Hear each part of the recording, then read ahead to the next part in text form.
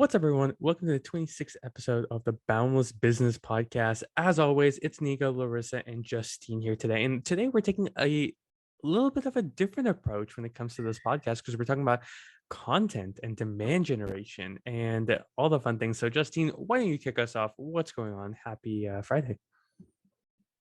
Yeah, happy Friday. So today we're going over like what we do for our content process, how we create content, how we get a steady stream of content every week because we do post like Monday through Friday every single day. And that can kind of scare a lot of people, like how that sounds like it's going to take so much time, but it really doesn't take that much time when you follow this process that we have. Um, so I'm just kind of going to walk through this process, and then if you guys want to interject with anything, and then after that we can kind of go into some other stuff. So the process we use is called the content machine method, also kind of known as like the Gary Vee method of creating content. So this creates higher volumes of content, but with less time invested than normal content where you're just like, oh, what do I create today? I have no idea what to make. I need to make something though. But this method really gives you a base to go off of because it starts with a longer form of content, say our podcast. And then you take that longer form of content and break it down into smaller pieces and reformat it for social media, video, text messages, email campaigns, anything you need it to be used for. You can use that longer form of content. So it's basically taking what you're already doing, whether that's a blog post or a long form newsletter, and just reformatting it to post it everywhere online. So first, you kind of need to know what you want to create content about. So where we get inspiration from is some of our past posts and audience feedback, articles we've read, and another thing is our top like frequently asked questions, what people are asking in our sales process. We take that and create content around that. So a lot of our podcasts are fueled by what we're seeing in the past week from, current clients, what they're struggling with, or what people are asking us in the sales process. Yeah, so the only thing I kind of want to interject here a little bit and add is that like when we say this is like very time saving, we really mean it. So like I said, Justine, you create all of our content and you do such a great job at it. We're not the only company you're creating content for either. So you using this method are able to create full, like for us, I mean, we post every single day. Not all of our clients have that type of volume. But because we use this method, we're able to, Justine, who's a full-time team member, is able to support, I don't know, yourself like 5-6 clients using this method for content creation, whereas many companies would typically, to have the volume we produce for ourselves, would just have a full-time person just doing content for that one individual. So that's how we're basically able to take our time investment and cut it down to like 20% of what would be typical for something like this. Yeah, it really does save a lot of time because I don't even really have to think about what content to create for the week because I already have that podcast to go off of. So we do use the podcast as like our long form piece of content. And then we chop it into, Instagram static posts, Instagram reels, TikTok, tweets, LinkedIn posts, pretty much everything. So, and then blog posts as well. We kind of just transcribe the podcast and then post that as a blog post. And then you can get more quotes and stuff from that. So it really does save a lot of time. And I know like not everyone has a podcast used as their long form content, but it can be any type of video. It could be longer form text that you break into smaller chunks. It doesn't have to be like a full blown podcast either. Just anything that's longer. If you don't have something, you literally can just record a video of yourself talking.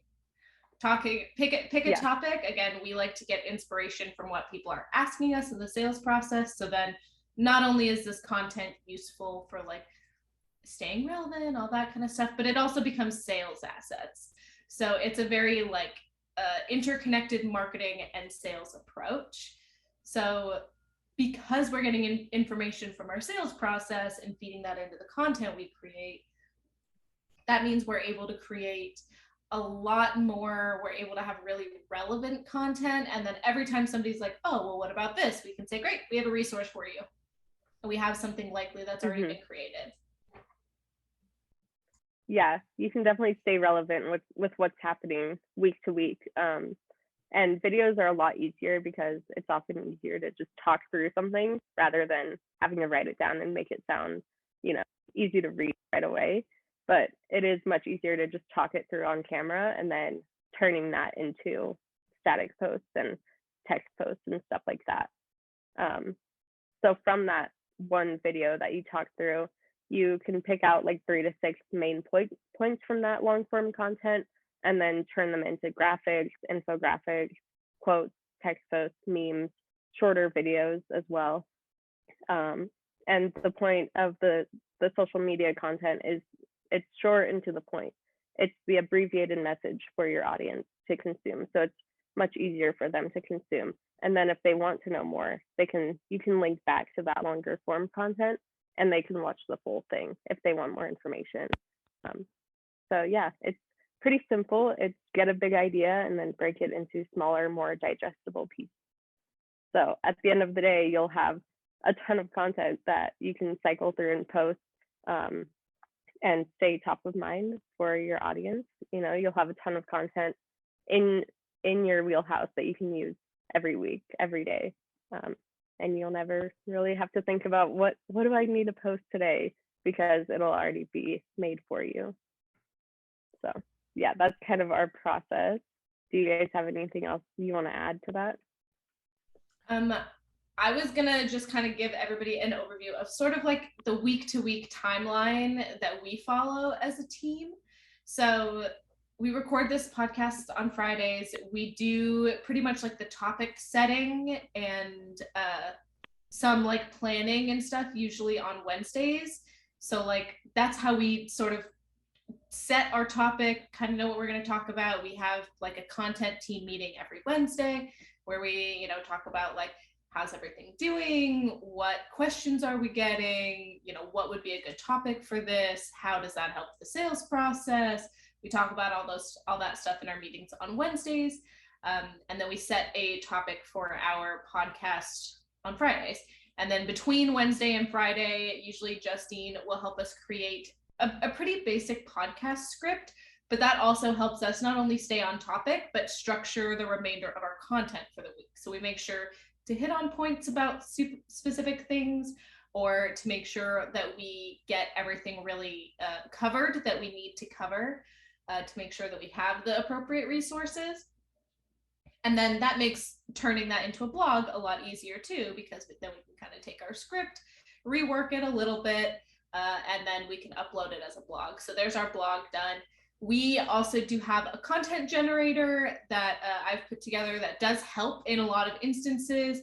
It's a pretty simple like Airtable automation. So we plug in a couple quotes, we push a button, it creates 5 to 7 pieces of content in various different formats, as well as like usually like the square Instagram posts and like a stories format is what that creates, as well as a blog cover. And then we also have a YouTube thumbnail generator. So that's based on just pre-done templates. We plug in the text we want it to say, and then we check a box, and it doesn't have to go through another round of review. And then everything else is really dependent kind of on what we discussed in the podcast and anything else that may have like come to the forefront in addition to that. So, I mean, that pretty much covers all of our content for the week, and it takes probably a total time investment of what, Justine, would you say like 5 to 7 hours a week? Yeah, I'm sorry.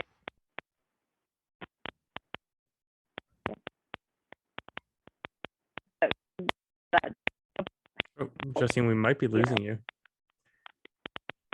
Oh yeah, I think your headphones might be starting to die. But Nico also does content creation on top of what we're creating with Justine.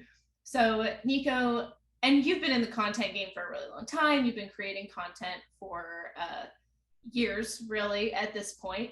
Would definitely love to learn any insights on your end. And then for anybody who may not know, I've actually also been creating content and working in social media for, I don't know, since I was 14. So it's like 10 years now, which is interesting. It's weird to say it's weird to be able to say I've been doing something for a decade. But yeah, Nico, if you want to give us some of your tips and tricks, some things that you really like, and yeah, no, absolutely. So before Gary Vee's model, I was obsessed with content because it was a way for me to actually learn marketing. So Larissa took the right path of actually like finding opportunities to do it. I just made it up as I would consume content.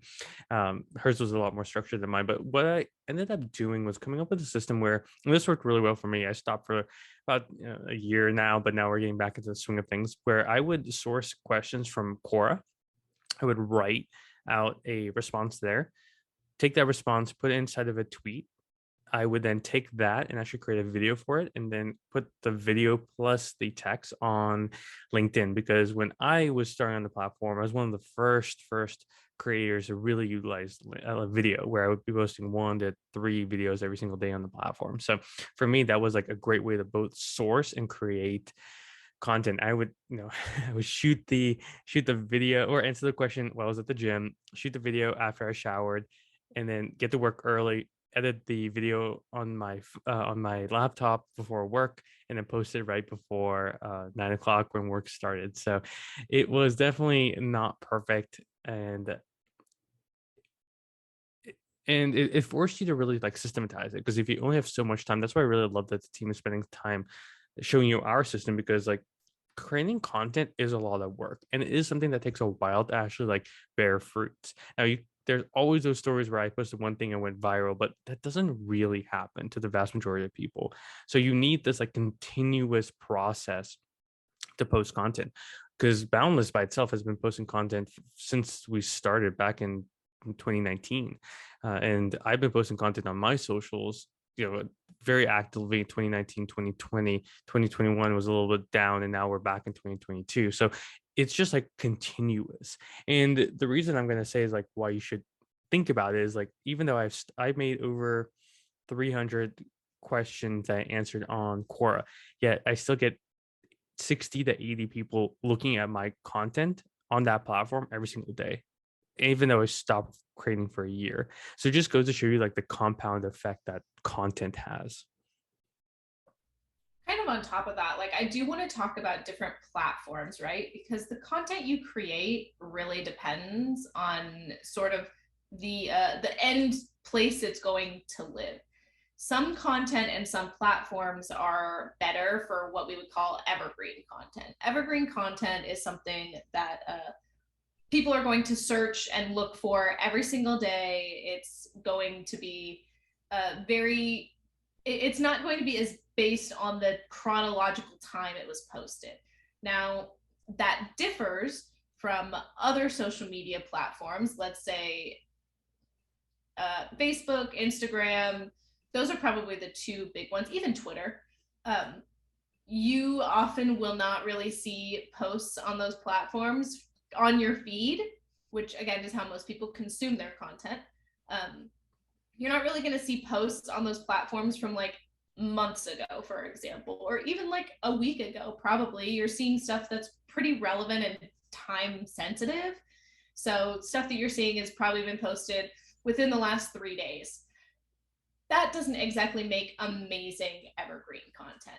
There are certain platforms that are much better at promoting evergreen content, and things where how the platform prioritizes the content is much more based on the cumulative engagement and things that it has gotten, as opposed to a time-stamped engagement. So if you post on Instagram, for example, it will get pushed most by the Instagram algorithm, depending on how it did in the first 24 hours. And then it will post it from there, depending on how all of that works out. Now, TikTok is changing algorithms and how things operate. So if you scroll on your TikTok feed, you probably could see stuff from months ago. Like, that's not particularly unusual.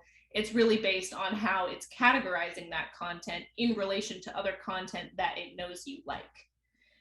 Again, as opposed to chronological, where you're going to still see there's an element of that, but it's not as relevant. So for that like evergreen content, for that content that if you put it up and it will live there and it could thrive on and on and on, there's a couple platforms that are really good for it. Nico mentioned one, which is Quora. I certainly know I'm not in a small percentage of people where if I have like a random question and I Google it and the first thing that comes up is a Quora response, I'm like, great. So Quora, Reddit is another good example, similar to Quora, although it's slightly different. I think Pinterest is a great one. I mean, not to brag, but one day when I was like, I don't know, 13, I had a test at school. So I lied to my mom and told her I was sick so I could stay home and not have to do this test. And I was bored and I like drew on my foot. And that's my top pin to this day. I took a picture of like, I drew like a New York City skyline on my foot in Sharpie, and it's still my top pin. It always will be. I'm pretty confident in that. Got picked up by like BuzzFeed and all this thing. But that's the thing, I posted that without even thinking about it when I was 13. And now over a decade later, it's still like way outperforms everything because it's that evergreen content. So the content you create is important to put on the platforms where your customers live. However, depending on your end goals, you may want to consider how that platform operates in relation to your content. My personal opinion is you should just put your content everywhere because it's really easy to do that. If you've already created it, why not put it on Pinterest and Instagram? Absolutely. And reach as many people as possible. Yeah, and there are people that, and there are different audiences for different platforms, and there's ways to take content and morph it, right? So like the content that I shoot for LinkedIn is slightly different than the ones for TikTok, right? There are other mechanisms and things that the communities on each platform prefers, right? So I can post a Loom video on LinkedIn and that would go massively. Like people love Loom videos and explainer type videos. I can't do the same thing on TikTok because the platform doesn't enable you to do such a thing, but there's a way to kind of hack around it. So content's awesome. Definitely think about, and this is one thing that Justine and Larissa haven't talked about, which is actually how do you get more of your content, the same content, that evergreen content that that works, and repurpose it. Which is great because that means you don't always have to create something new from scratch. You can actually leverage past content that has performed well, and then like add on top of it, co-post it on different platforms. So there's a lot that you can actually do with content when you have it. And frankly speaking, like that's the tool. And I'll just echo one thing that the team is emphasizing is like the reason you want content out there, especially at scale, is because that enables you to get in front of more people. Even if they're not in the buying mood right now, you will get referrals from that. You will get people that are even outside of your network that someone engaged with that might be interested. So the intended audience that you created this content for might not be the person that's buying, but someone that they're connected to is. It happened twice this week where I posted one video and we got 2 inbound leads for that. And it's not because of that one video, it's because they had seen that content before. Because when I talked to them, I've been connected with both of them for a very long time, years. But it's that continuous being on top of mind, like, oh, Nico and Boundless does X or Y or Z. So that's the only thing I'll add to that is like, yes, you want a lot out there, but it's not because you want to spam people. It's because like it takes a while for someone to be in the buying decision process. Yeah, and even on top of that, I mean, the purpose of content is not solely to drive inbound leads, right?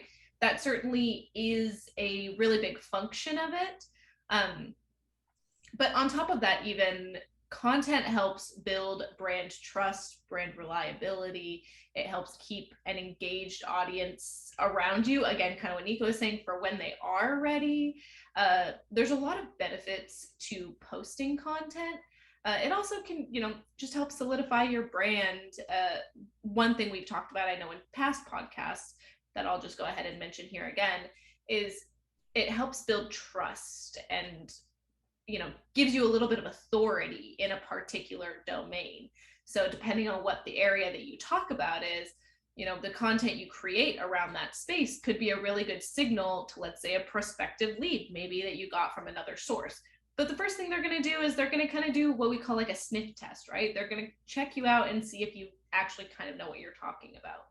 A really great way to just show them that you know what you're talking about is be posting content around these areas. Absolutely. Team, any last minute tips, tricks, ideas for anyone thinking like, I need to do content now? I'm so obsessed with this. I would say leverage automation. It makes things a lot easier. If you can have some base templates that work, and you have some stuff in there, and then you can use some automation to generate that content for you and then schedule it and post it, and it takes your time invested down from, let's say 10 minutes a post to creating it and getting everything lined up properly, down to 2 minutes to create 10.